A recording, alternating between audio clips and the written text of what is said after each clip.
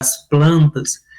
E se você pensar o planeta Terra como um ser vivo, né, que o pessoal chama até de Gaia, que é o ser vivo planeta Terra, ele também tem a sua energia. A gente já mostrou aqui em outros vídeos, né? Quem ainda não viu os outros vídeos sobre esse tema energia, volta lá outras semanas para vocês verem que é muito importante para entender o que a gente vai falar hoje, né? Então a gente viu em outros vídeos que as pessoas têm uma aura, uma energia, chamado pela ciência de campo bioeletromagnético. E isso já foi comprovado pela ciência. A gente consegue bater foto desse campo vibracional, a gente consegue aparelhos que medem esse campo vibracional. Inclusive, tem um método científico chamado de bioeletrografia, que ele mede, bate foto, vê a cor e a aparência dessa nossa energia e serve no diagnóstico de doenças, de desequilíbrios emocionais, de doenças orgânicas e físicas que as pessoas têm. Então, isso hoje é uma realidade na medicina, é uma realidade na ciência. E se a gente pensar o planeta Terra como um ser vivo como um todo, ele também tem a sua aura, ele também tem a sua energia, chamada, portanto, de grade energética planetária. Eu vou explicar para vocês como esse desenho aí, né, como os pesquisadores chegaram a esse desenho, que é um esquema de como seria a grade energética planetária, né, desse formato aí, mais ou menos como apresenta nessa foto, ok? Bom, então, antes de falar da energia propriamente dita, a gente tem que partir dos estudos, né, que chegaram a essa conclusão. Então, se a gente pegasse aquela foto de antes do planeta Terra, né, e focasse um pouco mais em um dos continentes, a gente vai observar que existe uma relação matemática entre as capitais, entre as cidades, e se aproximarmos um pouco mais o mapa, a gente vai conseguir notar que existe também uma matemática entre os pontos energéticos de cada localidade. Então, esse estudo aí já era conhecido bastante tempo atrás, né, pelos hindus, pelos orientais. Entretanto, 500 anos antes de Cristo, através de Pitágoras, né, foi que começou esse estudo matemático dos pontos energéticos do planeta. E esse estudo se aprofundou mais recentemente através de um pesquisador chamado Alfred Watkins, em 1921, onde ele pôde perceber que existia uma ligação matemática através da ligação dos pontos energéticos presente não só nos mapas, mas também nos monumentos históricos, nos pontos mais importantes geográficos de cada região. Então, a ciência começou a ver que existia uma correlação matemática exata entre esses pontos do mapa. Então, se você pegar um continente e pegar os pontos, por exemplo, das capitais, né? As capitais são cidades com mais energia, são cidades mais desenvolvidas. Então, se você pegar esses pontos, vocês vão perceber que eles acabam confluindo em uma reta vários pontos desses. E uma coisa muito importante, misturando um pouquinho a ciência com a ufologia, os pesquisadores ufológicos, cientistas, materialistas, não estou falando da parte espiritual, estou falando da parte científica, eles começaram a fazer, não só na Europa, mas também nos Estados Unidos, pesquisa de quais eram os locais que tinham acontecido avistamentos de objetos estranhos, voadores não identificados, os chamados OVNIs, né?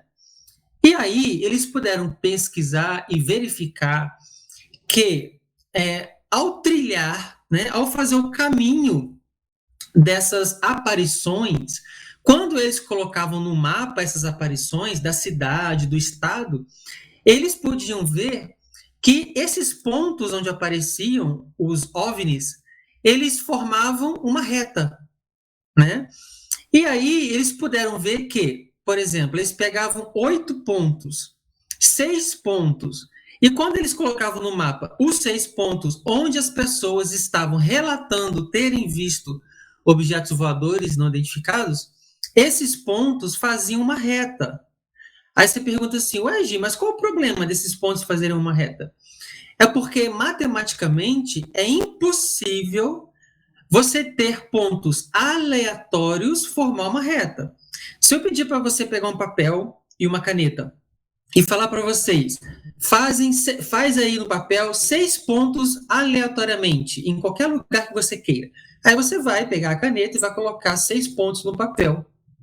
A probabilidade desses 6 pontos fazerem uma linha reta, onde você pega todos os pontos dessa reta, é 0. Não existe probabilidade incluindo 6 pontos. E quando você vê aí nesse mapa, quando você traça essa reta, existem vários pontos, né, que estão dentro dessa reta. Uma reta aqui, por exemplo, ó, tem 1, 2, 3, 4, 5, 6, 7, 8 pontos formando uma reta. Então, os pesquisadores, principalmente os matemáticos, né, os geógrafos, eles foram observando que, se você pegasse as aparições de OVNIs, sempre comprova para a gente que essas aparições não eram aleatórias, que essas aparições tinham via, né, que até a Mônica de Medeiros chamou de ufovia, que é a via onde os UFOs, né, os objetos estranhos, os objetos não identificados, os objetos voadores não identificados, eles passam, tá certo? E isso chamou atenção. Por quê? Para um matemático olhar que 6 pontos estão formando uma reta, para ele isso não é aleatório. Isso existe alguma coisa por trás. E aí foram estudando, foram se aperfeiçoando e viram que todas as aparições em continentes diferentes, na Ásia, na África, na Europa, nas Américas, a maioria das aparições que tinham formavam exatamente uma reta, que eles chamaram de uma via que as naves e os OVNIs utilizavam para se locomover. Paralelamente a isso, né, foi-se estudado os pontos energéticos das cidades, dos estados, dos países e dos continentes. Começaram a pegar quais eram os pontos mais energéticos de cada local geográfico. E eles foram observar que esse desenho desses pontos formavam figuras geométricas, como vocês estão vendo aí, né, nesse esquema, tá? Que é o continente europeu, onde você observa que todos esses pontos aí são pontos energéticos, seja capitais, sejam monumentos históricos, sejam igrejas importantes, sejam, por exemplo, as pirâmides do Egito, né? Então, se você pegar esses pontos dentro de um país e depois, né, extrapolando para o continente, você vai ver que formam essas figuras aí, figuras geométricas com coincidência de pontos, formando essas figuras menores, que quando você observa de mais de longe, formam figuras geométricas maiores, tá certo? E aí, o que eles foram percebendo? Que nesses pontos onde as retas se cortavam, se encontravam, chamado de ponto de confluência, né? Esse ponto era um ponto de muita energia. Então, e observou o contrário também, que nas áreas onde não tinha confluência de retas se cruzando, e por isso não formava pontos, essas áreas eram áreas de pouca energia. E começaram a fazer isso numa cidade pequena. Então, por exemplo, aqui em Esperança, né, uma cidade pequena. Se eu pegar um mapa de Esperança e colocar um ponto em cada região que é conhecida, uma igreja, um ponto.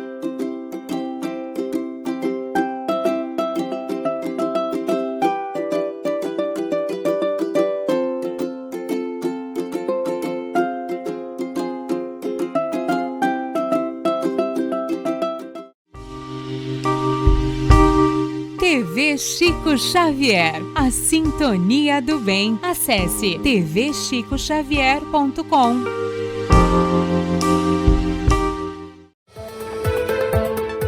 Baixe o aplicativo da TV Chico Xavier. É grátis. Faça o download agora mesmo e acompanhe a nossa programação. Acesse Play Store ou Google Play na versão Android e Apple Store na versão iOS.